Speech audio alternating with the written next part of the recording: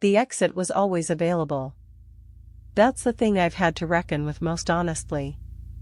At every point in the story I'm about to tell you, there was a door. It was never locked. It was right there. And I didn't walk through it. I've spent a lot of time examining why. Not to punish myself, I've done enough of that, but because understanding the mechanism is the only way to make sure I don't repeat it. And I think the mechanism is more common than people admit, which is why I'm telling this out loud. The job was prestigious. That matters, because the prestige was part of what kept me there. I was the head of brand for a mid-sized fashion company whose name you would recognize, whose founder was what I can only describe as a controlled chaos agent, brilliant, genuinely creative, completely unreliable as a human being to work under. I had known this before I took the role. I had done my research. I had spoken to 3 people who had previously held my position, 2 of whom had left voluntarily and 1 of whom I believe was managed out. All 3 told me variations of the same thing: she's extraordinary and she's impossible. I took the job anyway. I told myself I could handle it. I told myself the prestige and the platform and the creative opportunity were worth the cost. I told myself I was different from the people who'd left. I had more experience, a different temperament, a clearer sense of what I wanted from the role. I wasn't different. The situation was the same situation. Her name was Celeste. She was magnetic in a way that is genuinely difficult to convey in retrospect, the kind of person who makes you feel that being in the room with them is its own reward. She was complimentary in expansive and specific ways that made you feel seen and valued. She was also completely inconsistent in ways that were deeply destabilizing. A direction she gave you on Tuesday became a direction she had never given you by Thursday. A project she championed in front of a room became a project she had no memory of endorsing a week later. Work you'd done to her explicit specifications came back as not what she'd asked for. This is a specific working dynamic, and if you've been in it, you know the feeling. You start to doubt your own record of events. Not fully, you have the emails, you have the meeting notes, but the doubt gets in. The gap between her reality and yours is so consistent and so competently maintained that you begin to wonder if you're the one with the problem. I stayed for 9 months. Month 2, a senior colleague I trusted took me to lunch and said, "You know what this is, right?" He named it specifically, the pattern, the dynamic. He said he'd been there 2 years ago and left because he could see it wouldn't change. I said, "I think I can work around it." He looked at me with the specific expression of someone who has tried to give a person useful information and watched them not take it. He said, "Okay." Months 3 through 7 were a slow erosion of confidence. Not dramatic, nothing Celeste did was ever dramatic enough to be unambiguous. It was all deniable, all subject to interpretation, all individually defensible. The pattern was clear only in the aggregate, and the aggregate built slowly enough that each new instance seemed like an isolated problem rather than evidence of a system.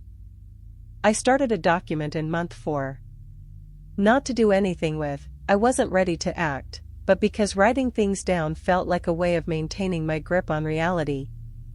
Dates, specific incidents, exact quotes where I had them. The document grew steadily.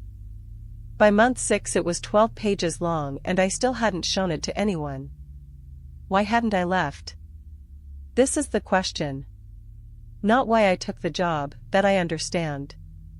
But why, once I was inside it and could see it clearly, did I stay for 9 more months?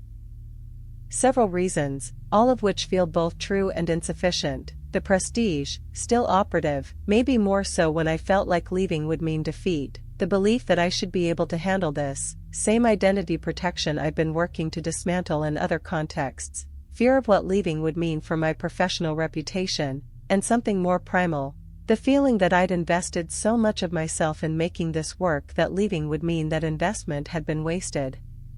The sunk cost fallacy, dressed up as commitment. I left in month 9, following an incident that was actually smaller than many of the things that had preceded it. Sometimes the straw isn't the largest thing you've been carrying. Sometimes it's just the one that arrives at the moment when the accumulation has reached its limit. I handed in my resignation in a meeting, without preamble. Celeste's response was, characteristically, not anger but a kind of wounded bewilderment, as if she genuinely couldn't connect my leaving to anything she'd done. Maybe she genuinely couldn't. I don't know, and I've stopped trying to figure it out. The aftermath was professionally complicated. The timing was awkward. The transition out was not smooth. There were months where I questioned whether I'd done the right thing at the right time. What I know for certain is that I should have done it earlier. Not because I should have been stronger or braver or more decisive, those judgments are unhelpful. But because once you have accurate information about a situation, the choice to stay rather than act on that information has costs. Not just to your work, but to your sense of yourself. To your trust in your own perceptions. Every month I stayed after month 2, after my colleague named it and I knew what it was, eroded something. I came out the other side with a smaller sense of myself than I'd gone in with. That erosion takes longer to rebuild than the months it took to cause. The door was always there. I know why I didn't walk through it. I understand the forces that kept me. They were real forces. But the door was there. And knowing that, next time, I'll reach for it sooner. There is something I want to add that I think is essential to the story, not as a coda, but as the part that actually contains the lesson. Understanding what happened is only half of it. The other half is what you do with the understanding. And for a long time, I confused having insight with having changed. They are not the same thing. You can understand a pattern completely and still enact it perfectly, because patterns live below the level of understanding, in the body and the habit and the reflex. Real change requires not just seeing the pattern but building a different response, not once, but repeatedly, until the new response starts to feel as natural as the old one did. That process is slow. It's humbling. There are weeks where I can track the insight and weeks where I slip back into the old behavior before I've noticed it happening. And the slipping back, I've learned, is not evidence of failure. It's evidence of learning. You can only see the pattern when you're outside it. When you're inside it, you're in it, and the work is to build enough awareness that the outside perspective arrives faster. What helped me most was specificity. Not I want to do better, but the concrete, exact question, what will I do differently in this specific type of situation, the next time it appears? What is the exact moment where the old behavior begins? And what is the alternative action I can take at that exact moment? Those questions, practiced, tested, refined, are what actual change is made of. Not resolution. Not insight alone. Specific, practiced, repeated alternative actions. I'm not done. I'm not fixed. I don't think that's how this works. But I'm different than I was. In specific, measurable, real ways. And the story I've just told you is part of why. The telling matters. It keeps it from becoming something I store away and don't examine. It makes it real, again, every time I say it. And real is where the change lives. I think often about the version of myself that was inside the experience, not this one, the one that can look back and see it clearly, but the one who was in the middle of it, navigating with partial information and real fear and the limited emotional resources of someone who hadn't yet learned what was happening. That version of me was doing the best she could with what she had. That's not a get-out-of-accountability-free card. But it is a necessary part of the honest accounting, because self-understanding can't be built on self-punishment alone. At some point the punishment has to give way to comprehension.